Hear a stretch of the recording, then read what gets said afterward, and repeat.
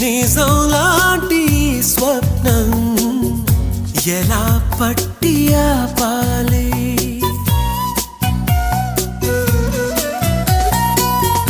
కలే అయితే ఆ నిజం ఎలా తట్టుకోవాలి అవును కాదో అడగకంది నా మౌనం చెలివో చిలవో తెలియకుంది నీ రూపం చెలిని బంధమల్లుకుందే జన్మ ఖైదులా